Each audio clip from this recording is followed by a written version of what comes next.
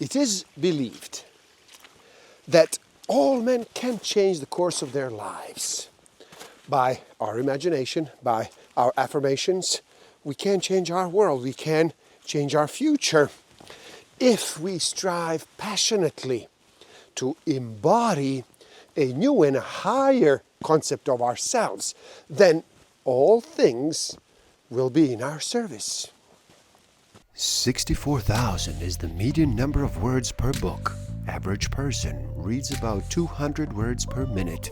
Simple math will tell us that is one book in 320 minutes. To accomplish this in 7 days, numbers say you would have to read for 45 minutes a day.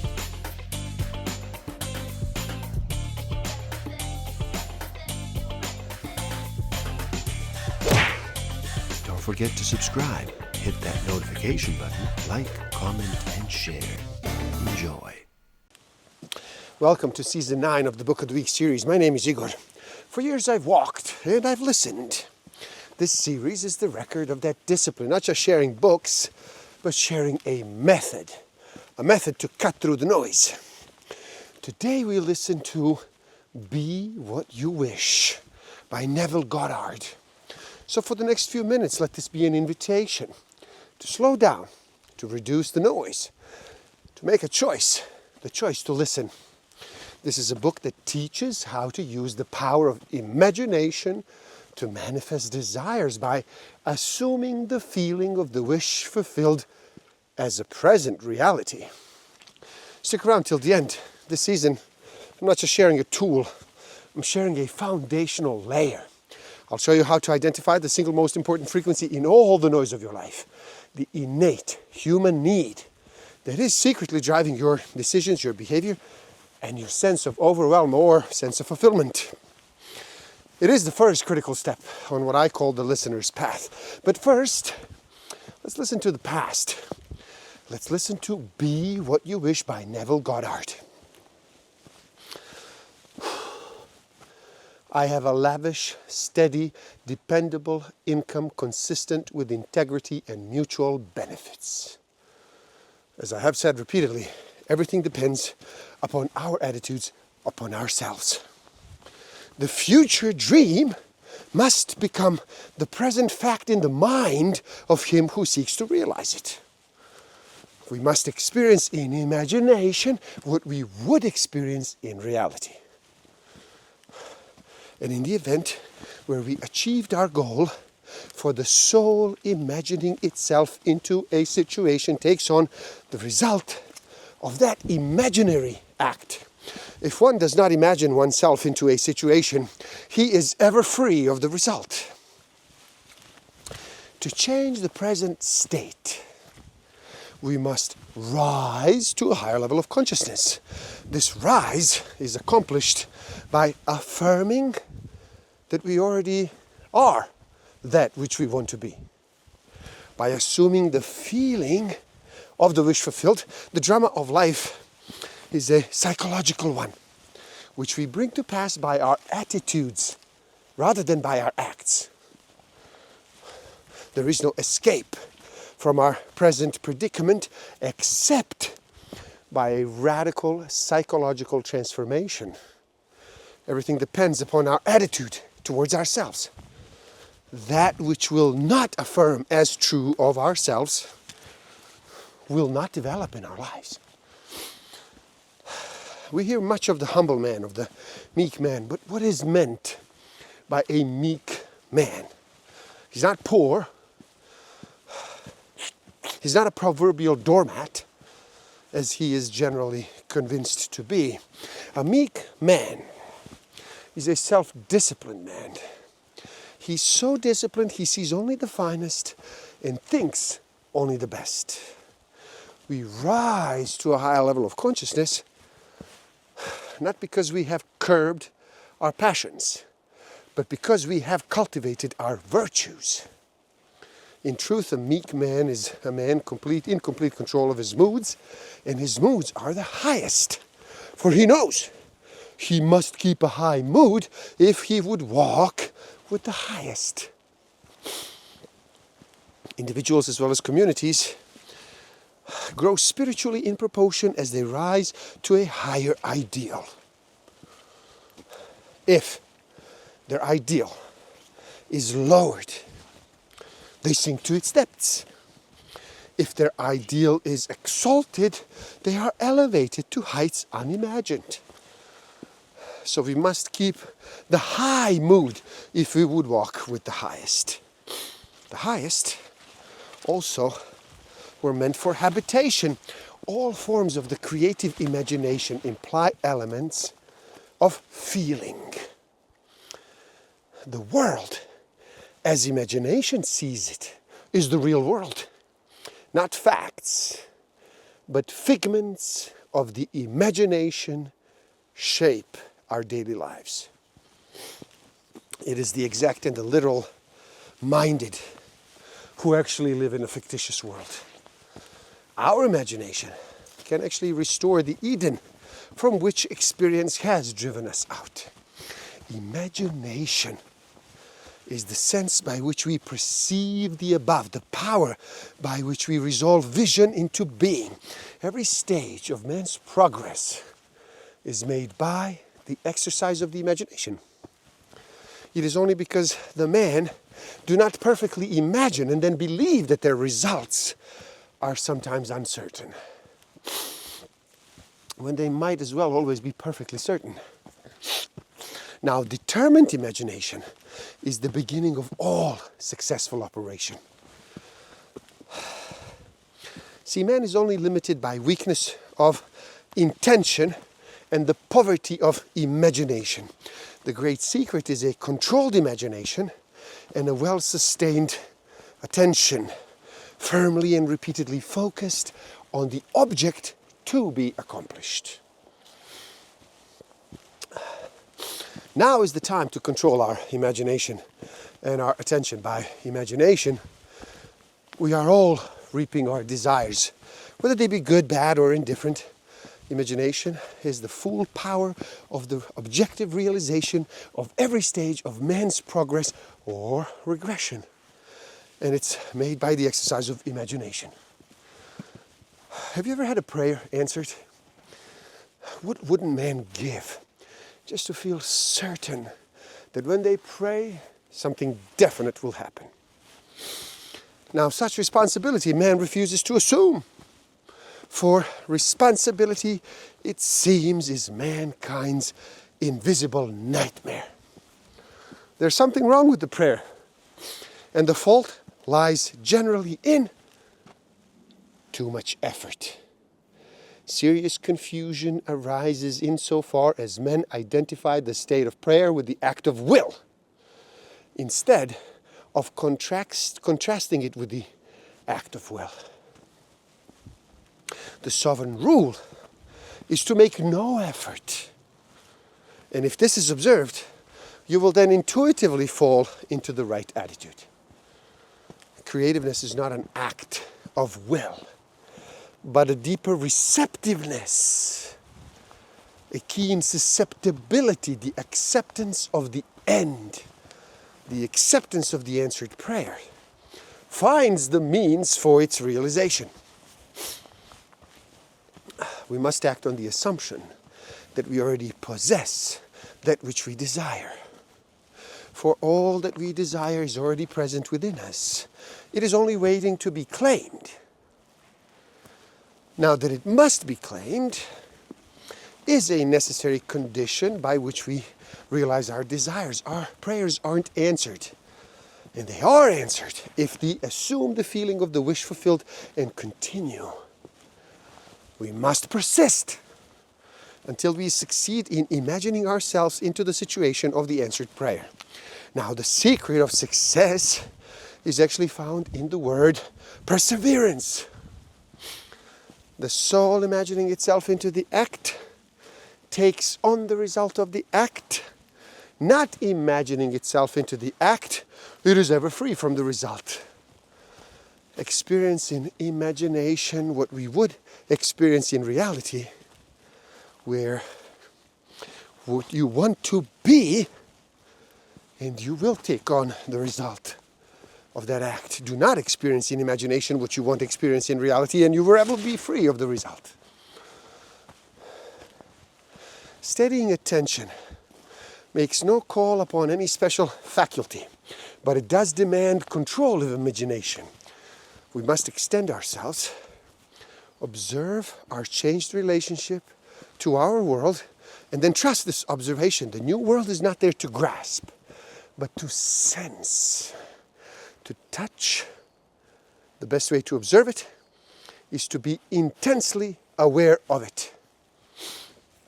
By controlled imagination and steadied attention, firmly and repeatedly focused on the idea to be realized, is the beginning of all magical operations. Now, if he persists through weeks and months, sooner or later, through meditation, he creates in himself a center of power. He will enter a path all men travel, but on which few do journey. It is a path within himself, where the feet first falter in shadow and darkness, but which later is made brilliant by an inner light. There is no need for special gifts or genius. It is not bestowed on any individual, but won by persistence and by practice of meditation. If he persists, the dark caverns of his brain will grow luminous, and he will set out day after day for the hour of meditation, as if to keep an appointment with a lover. Experiments conducted at 2 leading universities revealed this great truth about the law of assumption.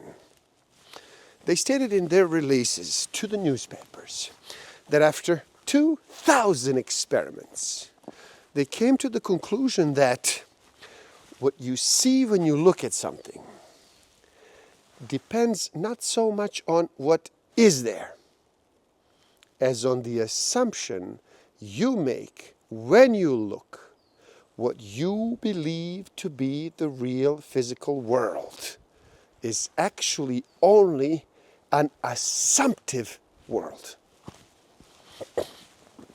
In other words, you would not define your husband as the same way your mother would. Yet you're both defining the same person.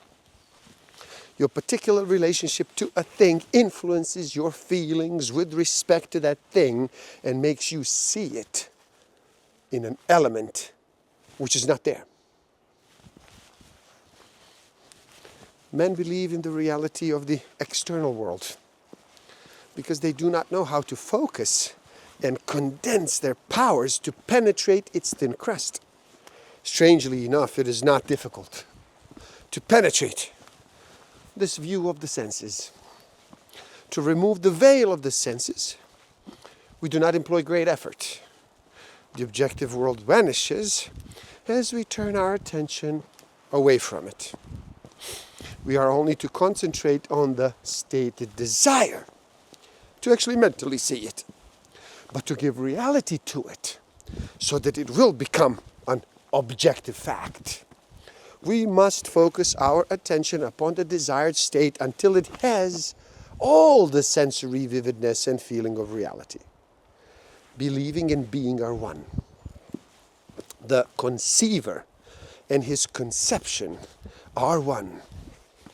Therefore, that which you conceive yourself to be can never be so far off as even to be near, for nearness implies separation. If thou canst believe, all things are possible to him that believeth. Truth is an ever-increasing illumination. No one who seeks sincerely the truth need fear the outcome of every rising erstwhile truth brings into view some larger truth which it had hidden. Never are we so blind to the truth as when we see things as they seem to be. Our concept of ourselves determined and determines the scenery of our lives. We are ever our own jailers.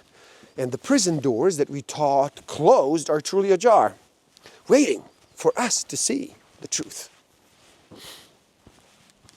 Man ever surrounds himself with the true image of himself. Said Emerson, every spirit builds itself a house, and beyond its house a world, and beyond its world a heaven. Know then that the world exists for you. For you the phenomenon is perfect, what we are. That only can we see. All the Adam had, all the Caesar could, you have and you can do. The feeling is not only the result of our conditions of life. It is also the creator of those conditions. So we say we are happy because we are well, not realizing that the process will work equally well in the reverse direction. We are well because we are happy. We are all far too undisciplined in our feelings. To be joyful for another is to bless ourselves as well as him or her. To be angry with another is to punish ourselves for his or her faults. The distressed mind stays at home, though the body travels to the end of the earth, while the happy mind travels, though the body remains at home. An idea which is only an idea produces nothing and can do nothing. It just acts only if it is felt, if it is accompanied by an affective feeling. Feeling and imagination are the senses by which we perceive the beyond. Where knowledge ends, they begin. Every noble feeling of man is the opening for him of some door to the divine world. Recognizing the power of feeling, let us now pay strict attention to our moods, to our attitudes.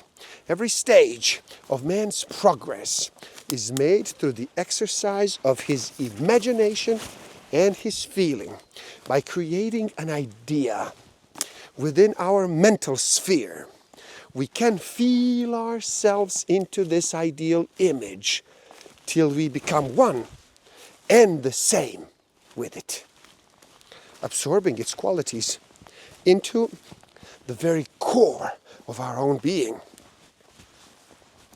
Make results or accomplishments the crucial test of your true imagination. In the creation of a new way of life, we must begin at the very beginning with our own individual regeneration, our own. Man's chief delusion is his conviction that he can do anything. Everyone thinks he can do. Everyone wants to do. And all ask, what to do, what to do.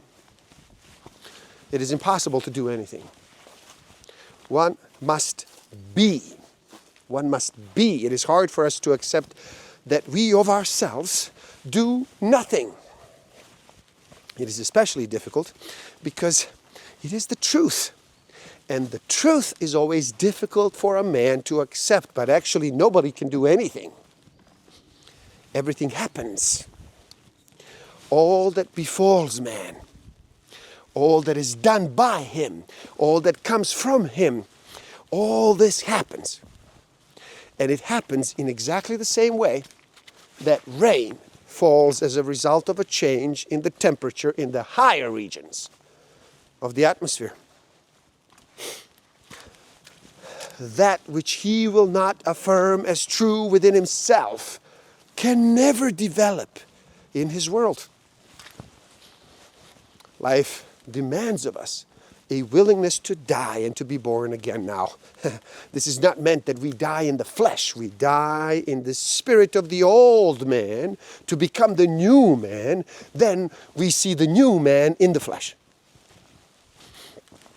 And there you have it. Be what you wish. Now, if this moment of focused listening brought you any value, any clarity, or simply some peace, I ask you to do 3 things that cost you nothing, but actually help the signal reach others. Number 1, like the video so the algorithm shares it with more seekers. Number 2, do share this message with one person who needs to hear exactly this message. And number 3, subscribe to stay in this channel of focused insight. The link to this book is in the description below. Buy it, read, never stop learning, especially learning about yourself, because the greatest history, the greatest secret destiny is your own. And your first step on the path, gift yourself 10 minutes of self-listening. Take the free definitive human needs test on my website and find out. It will reveal the core need that is driving your life's narrative. Now, that revelation is your first step. So find the link below. And when you are ready to move from understanding to artistry, to master the skill of self-awareness and self-management, social awareness and relationship management that actually turn insight into impact, then you will explore my Master of Life Awareness program. That is the journey, and it all begins with listening. Thank you. Love and respect.